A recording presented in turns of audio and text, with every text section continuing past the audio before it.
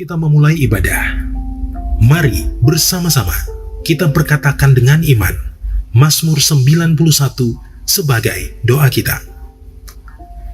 Dalam lindungan Allah, orang yang duduk dalam lindungan yang maha tinggi dan bermalam dalam naungan yang maha kuasa akan berkata kepada Tuhan, tempat perlindunganku dan kubu pertahananku, Allahku yang kupercayai. Sungguh, dialah yang akan melepaskan engkau dari jerat penangkap burung, dari penyakit sampar yang busuk. Dengan kepaknya, ia akan menudungi engkau. Di bawah sayapnya, engkau akan berlindung. Kesetiaannya ialah perisai dan pagar tembok. Engkau tak usah takut terhadap kedahsyatan malam, terhadap panah yang terbang di waktu siang, terhadap penyakit sampar yang berjalan di dalam gelap, terhadap penyakit menular yang mengamuk di waktu petang. Walau 1.000 orang rebah di sisimu dan 10.000 di sebelah kananmu, tetapi itu tidak akan menimpamu. Engkau hanya menontonnya dengan matamu sendiri dan melihat pembalasan terhadap orang-orang fasik. Sebab Tuhan ialah tempat perlindunganmu, yang maha tinggi telah kau buat tempat perteduhanmu. Malapetaka tidak akan menimpa kamu, dan tulah tidak akan mendekat kepada kemahmu. Sebab malaikat-malaikatnya akan diperintahkannya kepadamu untuk menjaga engkau di segala jalanmu. Mereka akan menatang engkau di atas tangannya, supaya kakimu jangan terantuk kepada batu. Singa dan ular tedung akan kau langkahi. Engkau akan menginjak anak singa dan ular naga.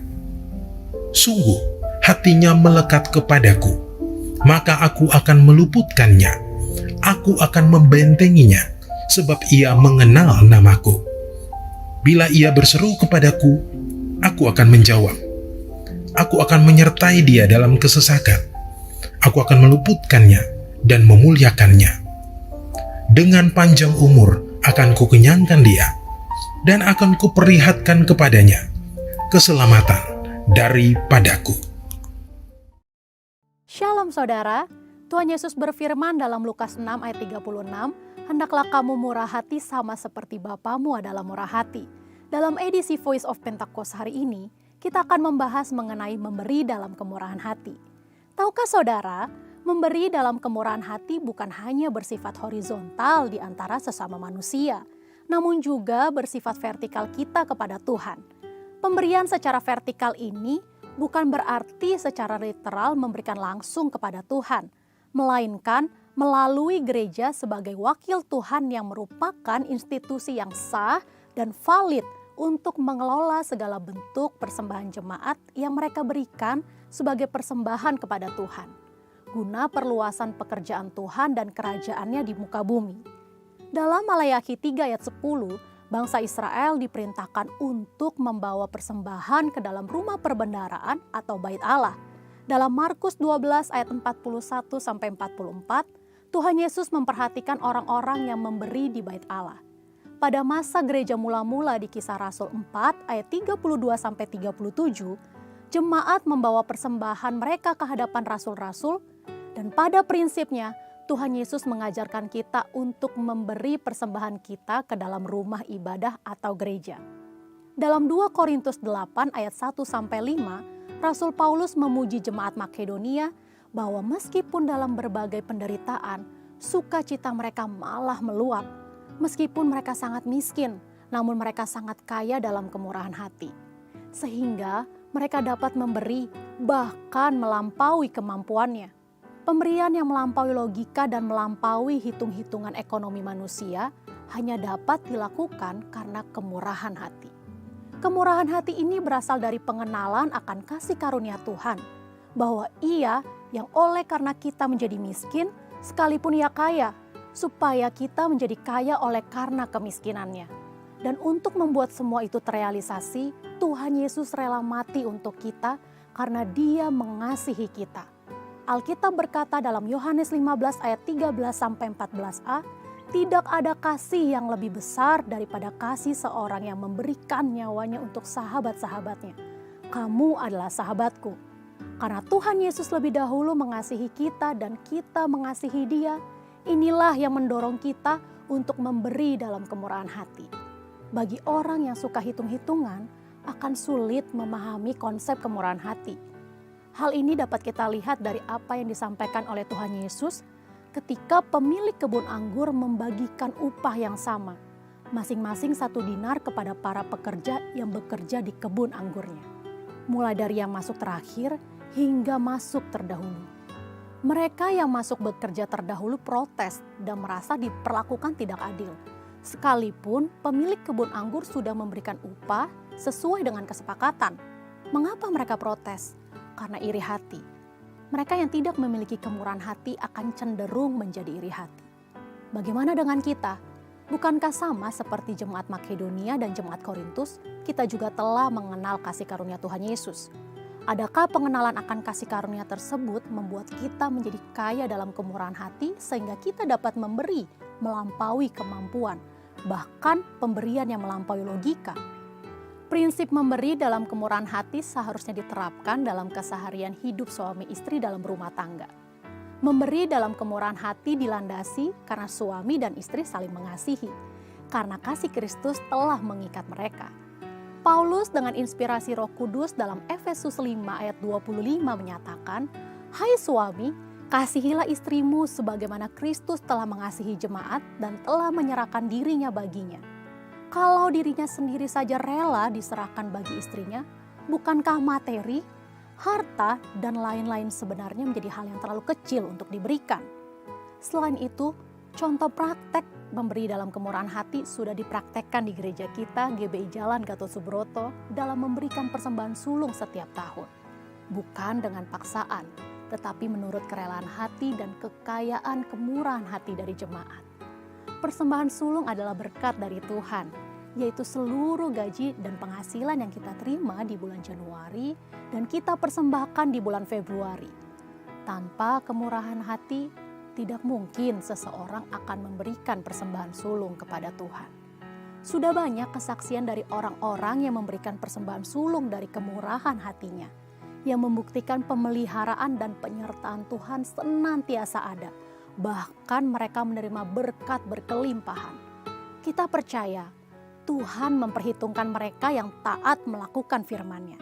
Memberikan persembahan sulung menjadikan kita pribadi-pribadi yang semakin diperkaya dalam kemurahan hati dan semakin merasakan kasih karunia Tuhan. Untuk penjelasan lebih lanjut dari tim teologi kami, saudara dapat scan QR Code yang tersedia. Selamat memberi dalam kemurahan hati dan Tuhan Yesus memberkati.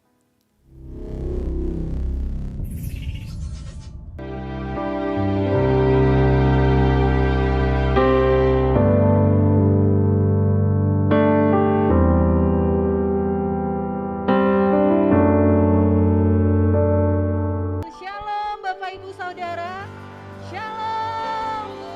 Dimanapun Bapak Ibu Saudara berada pada hari ini, mari sama-sama kita mau memuji menyembah Tuhan.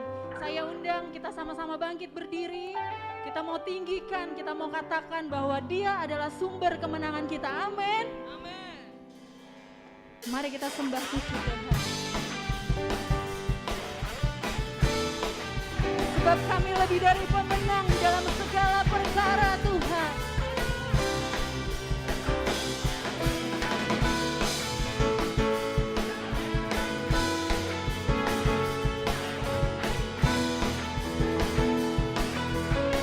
Mari sama-sama katakan, lebih dari pemenang dalam segala perkara. Iblis telah dikalahkan oleh kuasa darahnya. Jika Allah di pihak kita, siapa dapat melawan? Kita lebih dari pemenang, lebih dari pemenang dalam segala perkara. Iblis telah dikalahkan oleh kuasa darahnya. Jika Allah di pihak kita, siapa dapat melawan? pemenang. Haleluya, kibarkanlah panjinya, Yesus Raja segala raja. Haleluya, bangkitlah gerejanya, kita lebih dari pemenang. Kami lebih dari pemenang Tuhan. Di dalam situasi apapun dalam hidup kami. Lebih dari pemenang dalam segala perkara. Iblis telah dikalahkan oleh kuasa darahnya.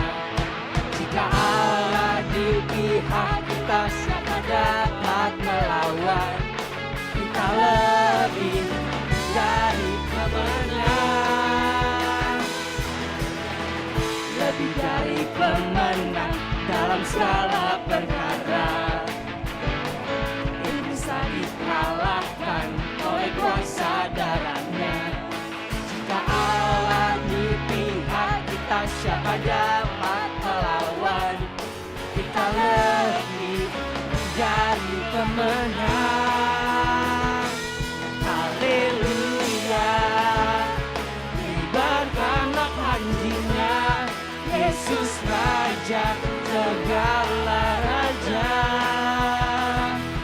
Haleluya, bangkitlah gerejanya, kita lebih dari pemenang. Haleluya, kibarkanlah panjinya, Yesus Raja segala raja. Haleluya, bangkitlah gerejanya, kita lebih dari pemenang.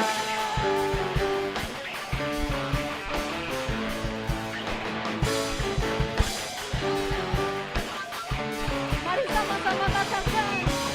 Lebih dari pemenang, kita lebih dari pemenang. Kamu lebih dari pemenang. Kamu lebih dari pemenang. Kita lebih dari pemenang. Kita lebih dari pemenang. Saya lebih dari pemenang. Lebih dari pemenang. Jika Allah di pihak kita, siapa dapat melawan? Kita lebih dari pemenang. Haleluya, kibarkanlah panjinya, Yesus Raja segala raja. Haleluya, bangkitlah gerejanya, kita lebih dari pemenang. Haleluya, kibarkanlah panjinya, Yesus Raja segala raja. Haleluya, bangkitlah gerejanya, kita lebih dari pemenang. Kita lebih dari pemenang. Kita lebih dari pemenang. Haleluya. Sorak-sorai haleluya. Kami mau bawa hati kami lebih lagi di hadapan-Mu Tuhan. Sebab Engkaulah segalanya di dalam kehidupan kami ya Bapa. Selamanya kami cinta Engkau Tuhan Yesus. Ini nyanyian iman kami Tuhan. Terima kasih Tuhan Yesus.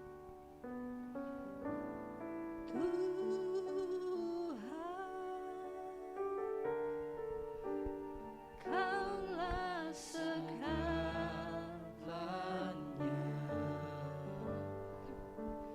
Dari lubuk hati hatiku, ku mau berkata,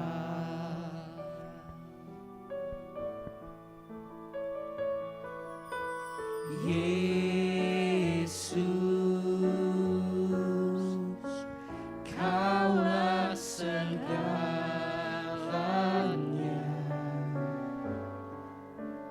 tiada yang dapat melebihi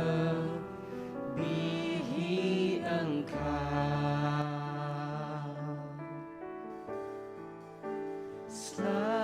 Selamanya ku puji, ku sembah Yesus. Selamanya ku sanjung nama-Mu.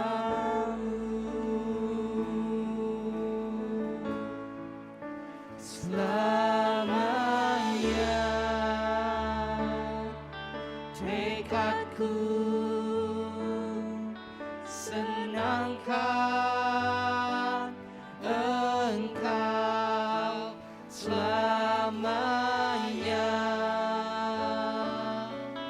Kaulah segalanya. Mari dengan imanmu katakan pujian ini.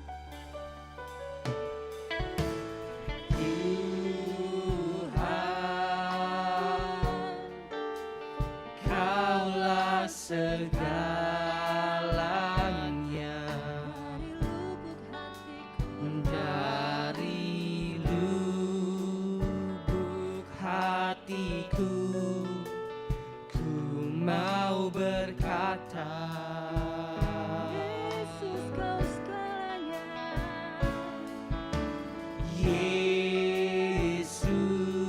Yesus, Kaulah segalanya,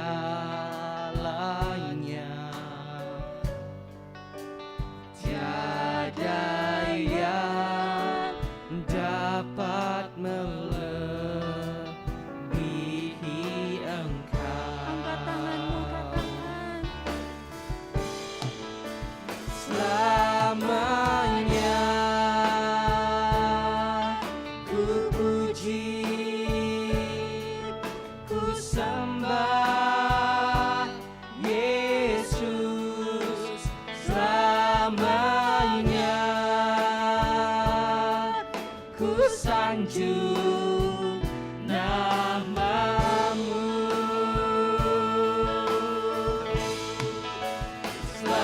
Selamanya tekadku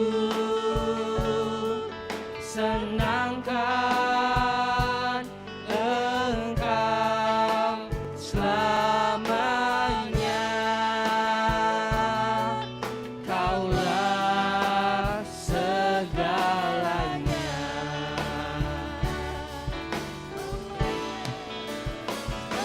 Selamanya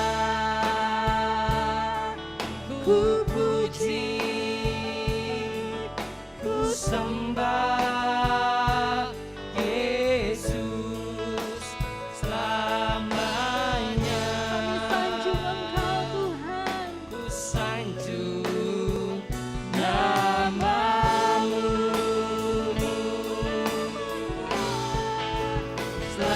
Selamanya tekadku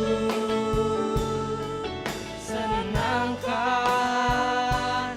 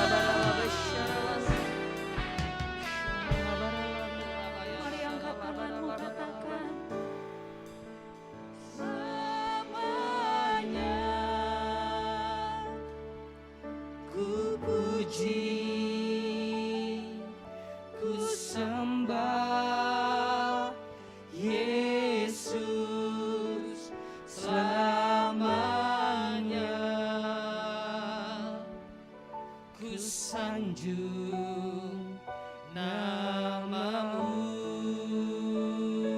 Selamanya Tuhan. Selamanya tekadku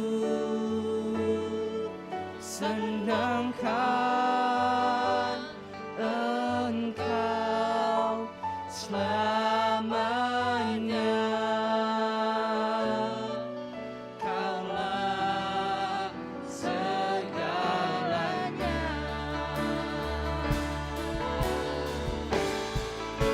Selamanya ku puji, ku sembah Yesus. Selamanya ku sanjung namamu. Selamanya tekadku senangkan Engkau selamanya. Kaulah segalanya.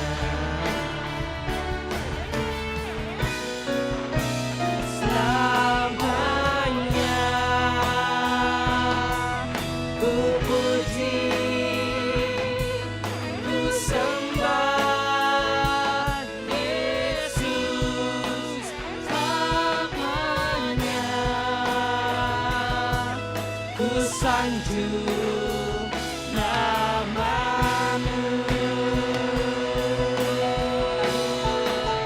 Selamanya tekadku senangkan Engkau selamanya. Kaulah segalanya. Kaulah segalanya. Kaulah segalanya.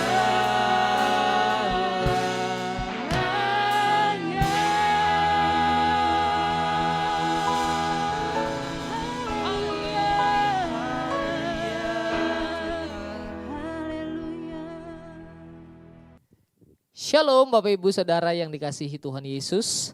Senang rasanya bisa ketemu dengan Bapak Ibu Saudara semua dimanapun Bapak Ibu Saudara berada. Dan saya percaya semua kita dalam kondisi yang baik, dalam kondisi yang sehat dan penuh dengan berkat Tuhan. Baik Bapak Ibu Saudara, sebelum kita memulai mendengar apa yang menjadi isi hati Tuhan di hari yang baik ini, mari kita tundukkan kepala terlebih dahulu dan kita berdoa bersama-sama. Bapa di surga, kami mengucap syukur di hadirat Tuhan yang kudus. Kalau hari ini kami boleh beribadah kembali, kami boleh mendengar isi hati Tuhan. Kami bersyukur untuk semua yang Tuhan lakukan di tengah-tengah kehidupan kami. Kami percaya Tuhan campur tangan dalam setiap aspek kehidupan kami. Terlebih lagi kami bersyukur hari ini kami dalam kondisi yang luar biasa. Dan kami mau siapkan hati kami sungguh-sungguh ya Tuhan untuk mendengar isi hati-Mu. Berikan kami hati sebagai hamba, telinga seorang murid. Supaya kami mau terus mendengar, bahkan kami mau duduk di kakinya Tuhan. Sehingga kami mau terus melangkah untuk menggenapi semua rencana-Mu. Tuhan, biarlah hari ini kami boleh mengalami perjumpaan dengan Engkau dalam hadirat-Mu. Ketika kami mendengar isi hati Tuhan, kami percaya Roh-Mu bekerja, mujizat Tuhan terjadi. Terima kasih banyak untuk semua yang Engkau lakukan dalam kami. Kami siapkan hati kami untuk mendengar suara-Mu. Berfirmanlah, kami siap mendengar. Di dalam nama Tuhan Yesus Kristus kami berdoa dan mengucap syukur. Haleluya. Sama-sama kita katakan amin. Puji Tuhan. Shalom sekali lagi Bapak Ibu Saudara semua dimanapun Bapak Ibu Saudara berada. Bapak Ibu, sesuai dengan tuntunan Tuhan di mana hari-hari ini kita diminta untuk bangkit dan menjadi pemenang, ya. Tapi jangan lupa bahwa kita juga diminta untuk menjadi murid Kristus yang sejati ya Bapak Ibu Saudara ya. Supaya apa? Supaya kita bisa menyelesaikan amanat agung. Karena kita percaya ada panggilan Tuhan dalam setiap kehidupan kita, di setiap aspek hidup yang kita punya Bapak Ibu ya. Oleh karena itu hari ini judul tema khotbah yang akan saya bawakan adalah murid Kristus yang sejati. Murid yang sejati adalah mereka yang mau belajar sungguh-sungguh, berprestasi dan sukses dalam kehidupannya. Artinya sebagai seorang murid Kristus kita juga harus senantiasa belajar mengenal Tuhan lebih dalam. Katakan amin. Kemudian meneladani kehidupan Tuhan Yesus. Melakukan firman Tuhan dan menjadi berkat untuk banyak orang dan memenangkan jiwa. Katakan yes. Haleluya. Nah Bapak Ibu Saudara, pertanyaannya adalah begini, kapan kita melakukan atau menyelesaikan amanat agung? Ya, apakah kita harus tunggu mujizat terjadi dalam kehidupan kita lebih dulu? Atau mungkin kita harus menunggu pelayanan atau pekerjaan atau mungkin studi kita harus sukses dulu? Ya, enggak saudara. Tidak saudara. Ya, jadi jawabannya adalah kapan kita harus melakukan menggenapi rencana Tuhan gitu saudara ya, menggenapi rencana Tuhan yaitu menyelesaikan amanat agung, jawabannya adalah sekarang, saat ini juga, katakan amin. Nah Bapak Ibu kita akan belajar sama-sama di dalam ayat firman Tuhan yang kita akan baca, kita akan renungkan hari ini. Mari buka Alkitab kita di dalam Injil Lukas pasal yang ke-9 ayat 1 sampai dengan ayat yang ke-6. Sekali lagi kita buka Alkitab kita dalam Injil Lukas pasal 9 ayat 1 sampai dengan ayat yang ke-6. Nah, apa yang kita harus persiapkan untuk kita bisa menjadi murid Kristus yang sejati sehingga amanat agung kita bisa selesaikan Bapak Ibu Saudara, dan kita akan belajar dari sini. Saya akan bacakan buat kita semua ayat 1 sampai dengan ayat yang ke-6. Dikatakan begini Bapak Ibu ya. Perikopnya katakan Yesus mengutus ke-12 murid. Maka Yesus memanggil ke-12 muridnya lalu memberikan tenaga dan kuasa kepada mereka untuk menguasai setan-setan dan untuk menyembuhkan penyakit-penyakit. Dan ia mengutus mereka untuk memberitakan kerajaan Allah dan untuk menyembuhkan orang. Katanya kepada mereka, jangan membawa apa-apa dalam perjalanan, jangan membawa tongkat atau bekal, roti atau uang atau 2 helai baju. Dan apabila kamu sudah diterima dalam suatu rumah, tinggallah di situ sampai kamu berangkat dari situ. Dan kalau ada orang yang tidak mau menerima kamu, keluarlah dari kota mereka dan kebaskanlah debunya dari kakimu sebagai peringatan terhadap mereka. Ayat terakhir, lalu pergilah mereka dan mereka mengelilingi segala desa sambil memberitakan Injil dan menyembuhkan orang sakit di segala tempat. Katakan amin Bapak Ibu Saudara. Nah, apa yang harus kita miliki supaya kita bisa melangkah dan menyelesaikan amanat agung di dalam kehidupan setiap kita? Yang pertama, dari ayat yang kita baca tadi kita temukan di ayat yang pertama katakan, maka Yesus memanggil ke-12 muridnya lalu memberikan tenaga dan kuasa kepada mereka untuk menguasai setan-setan dan untuk menyembuhkan penyakit-penyakit. Bapak Ibu, yang pertama harus kita lakukan adalah terima dan gunakan kuasa yang Tuhan sudah berikan dalam kehidupan kita. Tuhan sudah berikan itu dalam setiap kehidupan kita Bapak Ibu ya. Tuhan sudah berikan kuasa, Tuhan sudah taruh kuasa itu dalam setiap kehidupan kita sebagai orang percaya. Tapi persoalannya adalah tergantung bagaimana kita. Apakah kita mau terima atau tidak? Kemudian waktu kita terima, ya, tergantung kita mau atau tidak menggunakannya.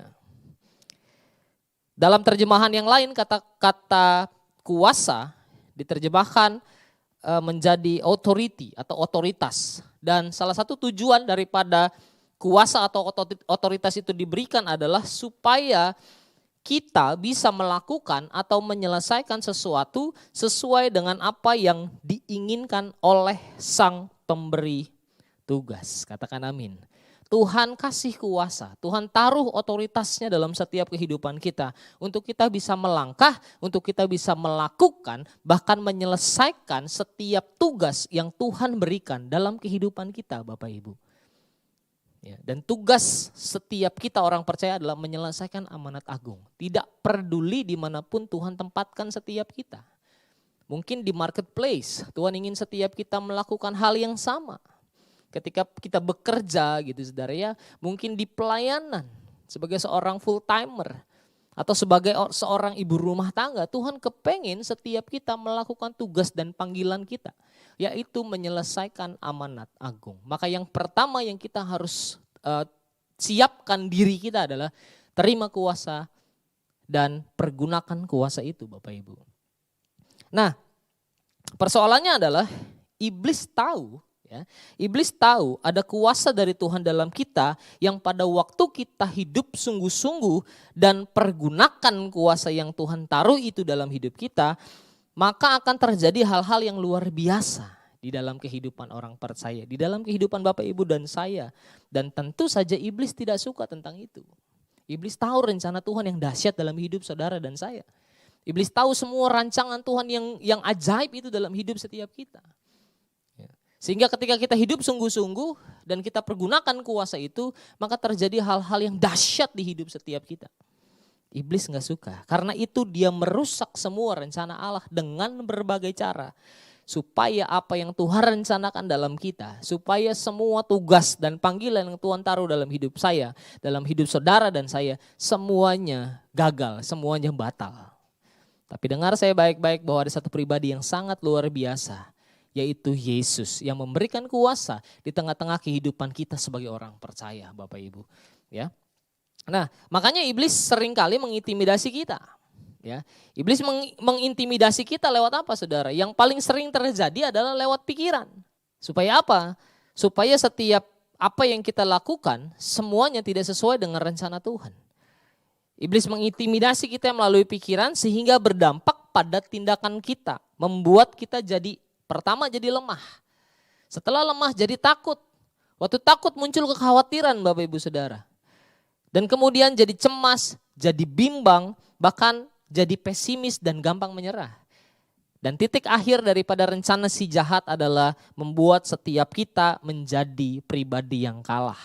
Sementara Tuhan ingin, bahkan Tuhan pesan dalam setiap kehidupan kita tahun ini, kita menjadi pemenang, katakan amin. Oleh karena itu mari pergunakan kuasa yang Tuhan berikan dalam setiap kehidupan Bapak Ibu Saudara dan saya untuk mengalahkan rancangan si jahat.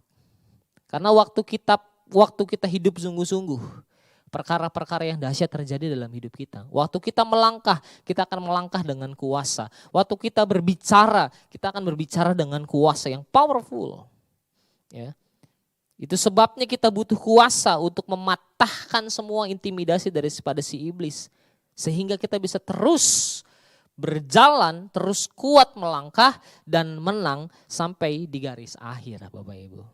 Misalnya ketika kita dalam kondisi yang lemah gitu ya. Mari perkatakan dengan perkataan-perkataan yang mengandung kuasa. Pikiran kita sudah mulai capek, mulai lelah, udah mulai agak khawatir, udah mulai agak cemas, mulai takut. Mari sama-sama kita perkatakan kuasa. Perkatakan perkataan-perkataan yang mengandung kuasa. Aku pasti bisa, aku pasti bisa. Roh Tuhan ada padaku, kan begitu saudara ya. Supaya hidup kita gak jadi lemah. Supaya yang tadinya kita mulai larinya kenceng, gak jadi pelan larinya. Tapi terus melangkah, step by step Tuhan akan pimpin, Tuhan akan tuntun dengan kuasa yang daripada Tuhan atas kita. Karena Tuhan menyertai setiap kehidupan Bapak Ibu Saudara dan saya. Tuhan kepengen setiap kita hari-hari ini, yang pertama, pergunakan kuasa. Karena kita mau jadi murid Kristus yang sejati, saudara. Murid Kristus yang mau terus belajar, murid Kristus yang mau terus meneladani kehidupan daripada Tuhan Yesus. Menjadikan gaya hidup dalam setiap kehidupan kita. Untuk menang bersama dengan Tuhan, katakan amin. Yang pertama terima dan gunakan kuasa. Kemudian yang kedua, apa yang kita harus siapkan? Poin yang kedua adalah selalu mengandalkan Tuhan Yesus. Katakan amin.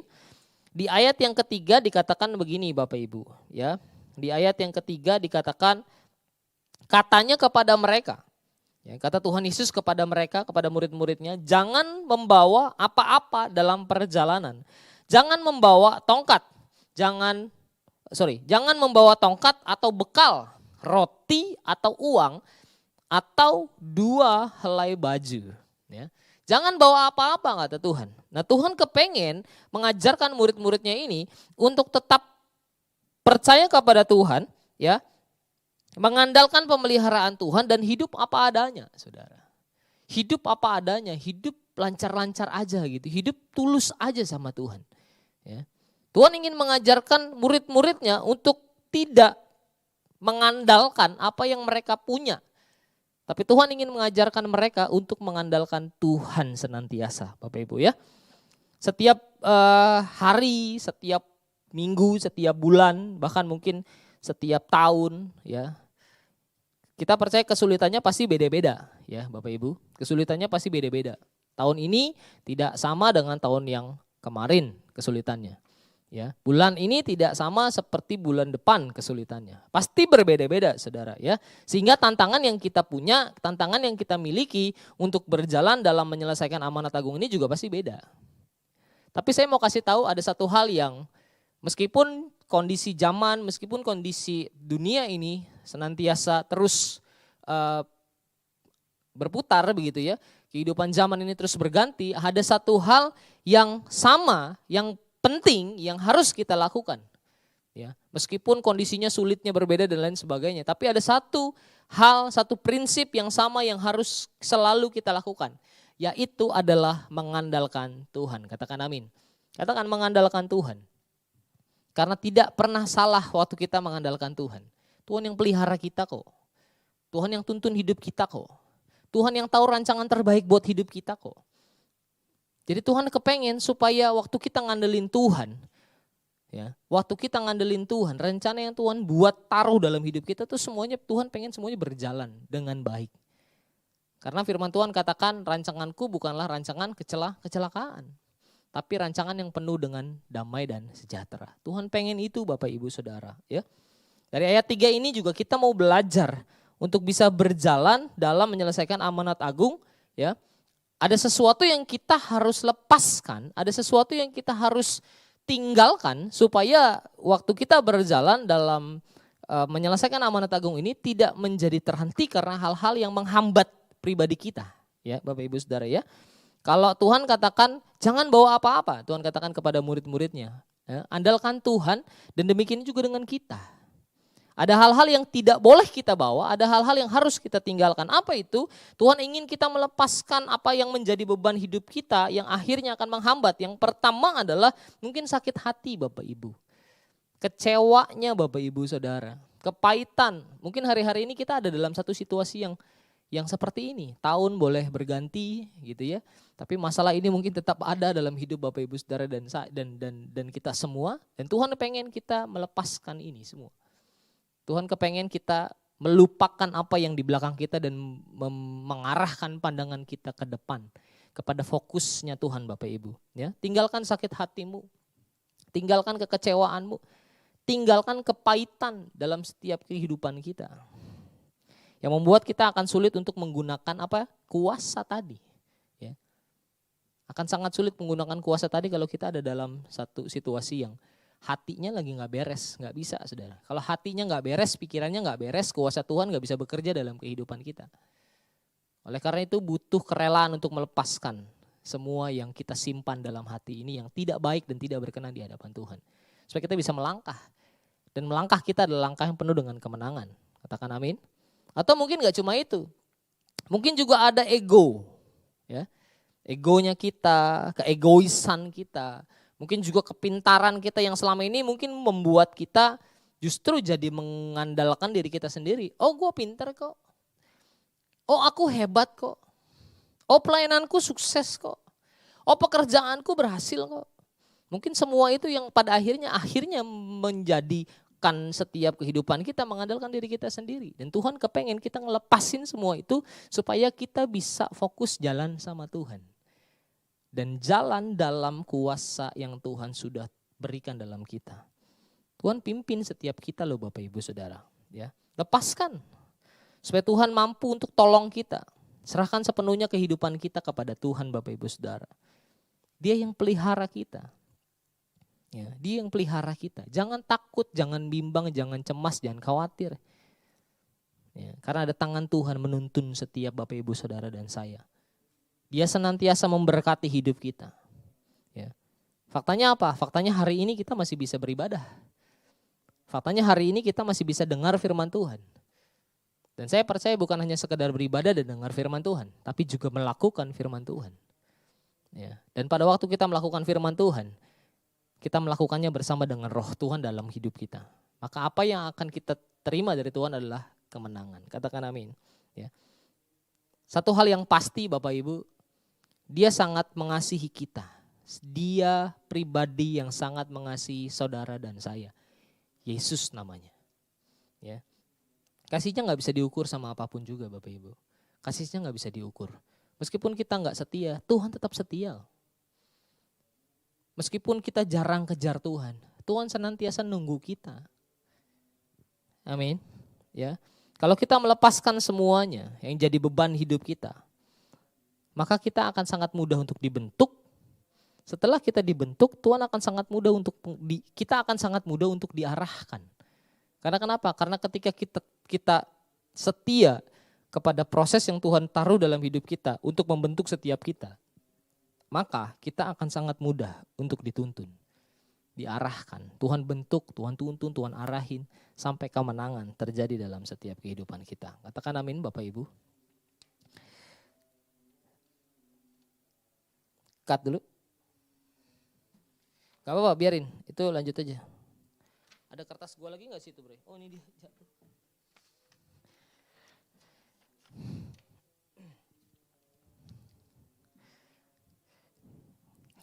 Haleluya. Sama seperti cut. Lang. Haleluya. Sama seperti Yusuf ketika dia sedang diproses oleh Tuhan lewat keluarganya gitu ya. Saudara, kita tahu semua ceritanya, Yusuf dibuang, kemudian Yusuf harus masuk penjara ya. Begitu banyak proses yang dia harus alami, dia difitnah gitu kan Bapak Ibu. Tapi dia sama sekali tidak membenci saudara-saudaranya. Dia sama sekali tidak membenci orang-orang yang membenci dia. Justru sebaliknya, Yusuf mengasihi dan melakukan apa yang Tuhan taruh dalam hidupnya. Dia menjadi satu pribadi yang sangat baik Bapak Ibu. Dia menjadi satu pribadi yang sangat taat kepada Tuhan. Perjalanan hidupnya dituntun oleh Tuhan. Sampai satu titik dia mengalami satu kemenangan yang besar. Dan saya percaya itu karena Tuhan. Ketika dia proses kehidupannya, dia tetap setia, dia tetap andalkan Tuhan. Apa yang terjadi? Dia keluar jadi pemenang. Dia menjadi orang yang cukup luar biasa di Mesir. Dan bahkan kita tahu ceritanya ada banyak orang datang kepada Yusuf hanya untuk membeli bahan makanan. Dan kita percaya Yusuf menjadi orang yang nomor 2 yang terbesar di Mesir. Itu karena apa? Karena Tuhan bergerak atas kehidupan Yusuf. Dan Yusuf melakukan apa yang tepat seperti yang Tuhan rencanakan dalam hidupnya. Katakan amin Bapak Ibu. Jadi hari-hari ini Tuhan kepengen kita untuk menjadi murid Kristus. Yang pertama adalah terima dan gunakan kuasa yang daripada Tuhan. Dan yang kemudian yang kedua, selalu mengandalkan Tuhan di setiap waktu. Ya, mungkin bagi anak-anak muda, waktu kita sekolahlah yang baik, sekolah yang benar gitu ya. Waktu kita yang bekerja di kantor, kerjalah yang benar. Waktu kita di rumah jadi ibu rumah tangga juga. Supaya kehidupan kita terus berakar, bertumbuh, berbuah sesuai dengan firman Tuhan. Hidup kita bisa jadi berkat Bapak Ibu ya. Kemudian poin yang ketiga. Apa yang harus dimiliki supaya kita mampu untuk melangkah dan menyelesaikan amanat agung? Kalau yang pertama tadi kita sudah lakukan ya, terima kuasa dan gunakan kuasa itu. Kemudian yang kedua kita mau andalkan Tuhan. Kemudian yang ketiga sekarang adalah setelah 2 poin itu dilakukan, yang ketiga adalah beritakan Injil. Ayat 6 katakan begini Bapak Ibu. Lalu pergilah mereka ya, setelah mereka dikasih tahu sama Tuhan, kamu harus begini ya, kamu harus begini, kamu harus begini gitu ya. Di ayat yang ke-6 katakan lalu pergilah mereka dan mereka mengelilingi segala desa sambil memberitakan Injil dan menyembuhkan orang sakit di segala tempat. Waktu kita udah siapkan hati sungguh-sungguh, ya. Waktu kita sudah prepare semuanya, maka yang kita akan lakukan kemudian adalah mulai bangkit, ya. Mulai melangkah, mulai berjalan beritakan Injil, ya. Karena apa? Karena tugas kita adalah menyelesaikan amanat agung, menjadikan semua bangsa murid Tuhan, ya. Menjadikan semua bangsa muridnya Tuhan. Artinya apa? Artinya harus ada sesuatu, harus ada action, harus ada tindakan yang kita lakukan. Yaitu memberitakan Injil. Supaya semua orang percaya kepada Tuhan. Katakan amin Bapak Ibu. Ya. Kabar baik yang kita beritakan hendaknya keluar dari hidup kita yang sungguh-sungguh mengalami Tuhan. Jadi Bapak Ibu jangan pernah beritakan firman Tuhan, ya. Di dalam firman Tuhan yang kita baca, tapi kita belum pernah ngalamin, saudara. Jangan pernah ngomong sesuatu yang belum pernah kita alami. Karena apa? Nantinya akan jadi sesuatu yang biasa aja gitu. Nantinya akan jadi sesuatu yang tidak powerful begitu. Tapi waktu kita memberitakan firman Tuhan yang kita sudah alami, ya, kita sudah rasakan, kita sudah ngalami hal-hal yang luar biasa dalam Tuhan, waktu kita sampaikan itu kepada orang banyak, maka kuasa itu sungguh-sungguh akan berkuasa atas orang lain. Firman Tuhan itu akan sungguh-sungguh berkuasa atas kehidupan orang lain. Dan orang lain akan berkata, ya dia juru selamat. Ya dia Yesus. Gitu saudara. Ya. Jadi pastikan ketika kita memberitakan Injil, kehidupan kita juga hidup yang sungguh-sungguh dalam Tuhan.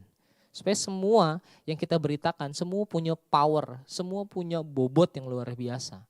Dan mampu mengubahkan banyak orang, Bapak Ibu Saudara ya.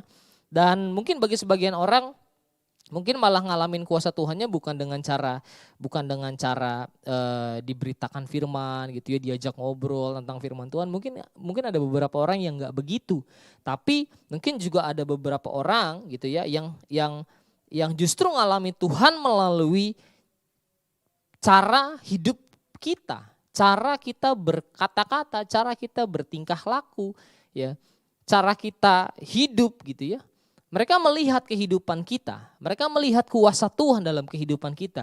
Mereka melihat bahwa kita cinta Tuhan, mereka melihat bahwa hidup kita sungguh-sungguh di hadirat Tuhan, sungguh-sungguh di hadapan Tuhan. Justru malah banyak orang yang mungkin akan mengalami hal, akan kenal Tuhan lewat apa yang mereka lihat dalam pribadi kita, dalam diri kita.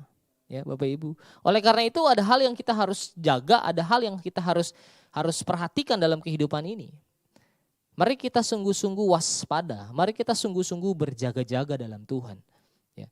Karena ketika kita berjaga-jaga, maka kita akan sungguh-sungguh jaga hidup kita nih. Supaya ketika kita melangkah kemanapun kita pergi, banyak orang akan lihat kita, mereka lihat Yesus dalam kita.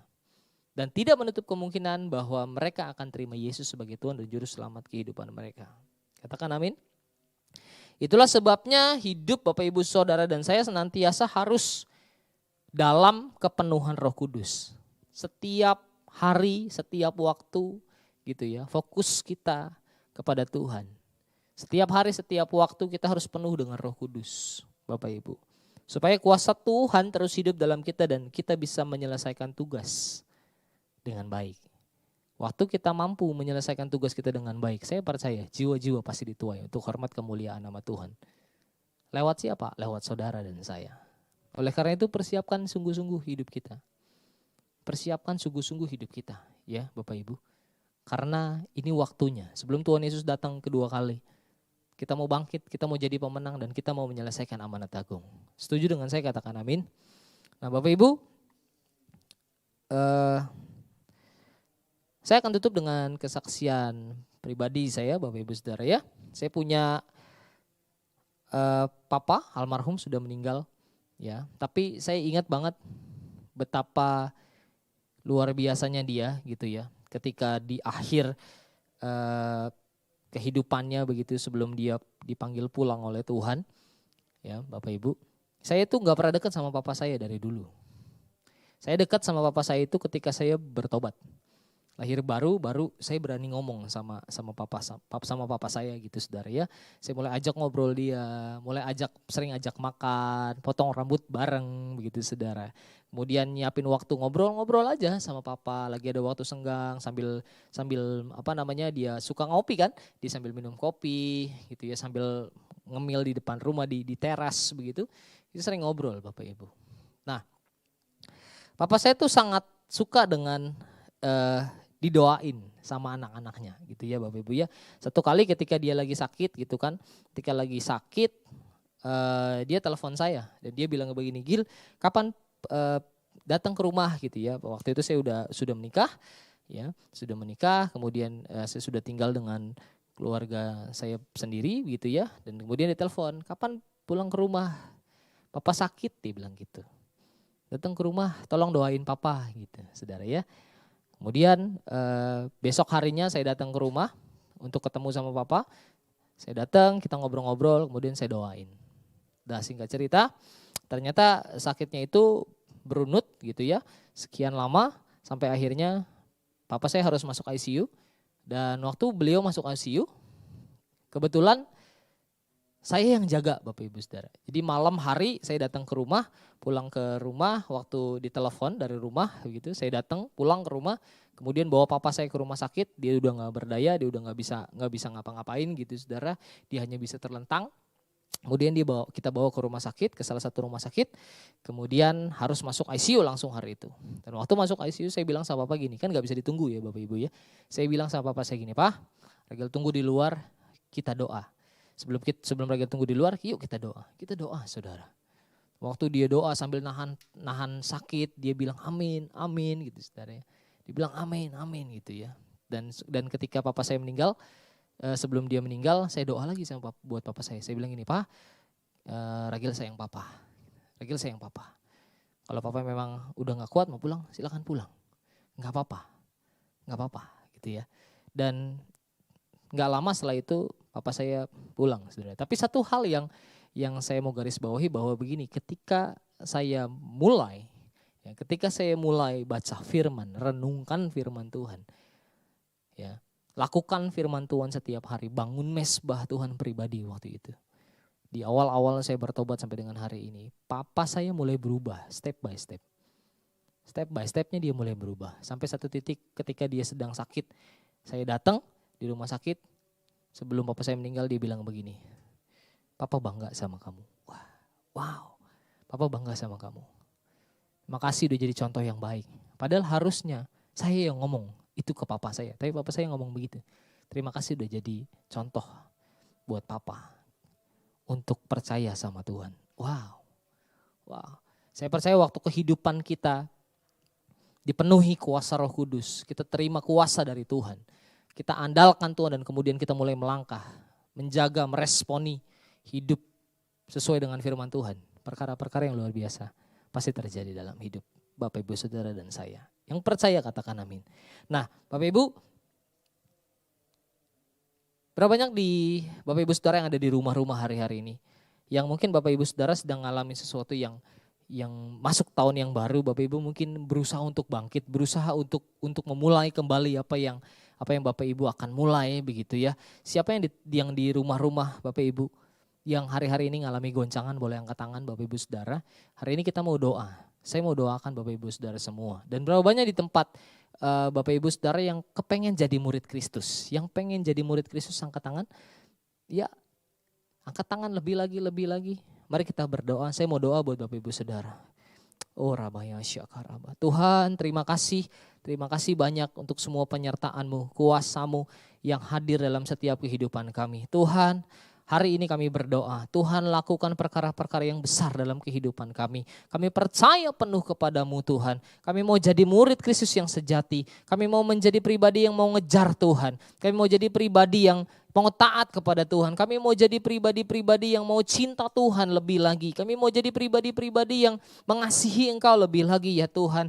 Bawa kami untuk terus kenal Tuhan. Bawa kami untuk terus kuat dalam Tuhan. Mengandalkan Tuhan senantiasa dalam kehidupan kami. Kalau hari-hari ini mungkin kami lelah, mungkin kami capek. Hari-hari ini mungkin kami sedang dalam kondisi khawatir. Kami sedang dalam kondisi yang tidak baik. Hari-hari ini Tuhan kami berdoa. Kuatkan kami, pulihkan keadaan kami. Supaya kami boleh menjadi murid yang sejati, murid yang mau terus melangkah melakukan kebenaran firman-Mu, murid yang mau terus meneladani kehidupan Tuhan Yesus, murid yang mau punya gaya hidup yang mengenal pribadi Tuhan lebih dahsyat lagi. Tuhan kami berdoa, pakai hidup setiap kami untuk jadi terang, untuk jadi garam, untuk jadi dampak. Tuhan kami berdoa hari ini kami mau bangkit, kami mau jadi pemenang. Kami gak mau kalah, tapi kami mau jadi pemenang-pemenangnya Tuhan. Kami mau jadi prajurit Tuhan yang gagah perkasa. Hari-hari ini Tuhan pakai setiap kami untuk menerobos, untuk mendobrak segala sesuatu yang mustahil dalam kehidupan kami. Sehingga kami akan melihat kuasa Tuhan bekerja dalam kami. Sembuhkan yang sakit, pulihkan dalam nama Yesus. Terima kasih Tuhan untuk segala kebaikan-Mu atas kami. Terima kasih Tuhan.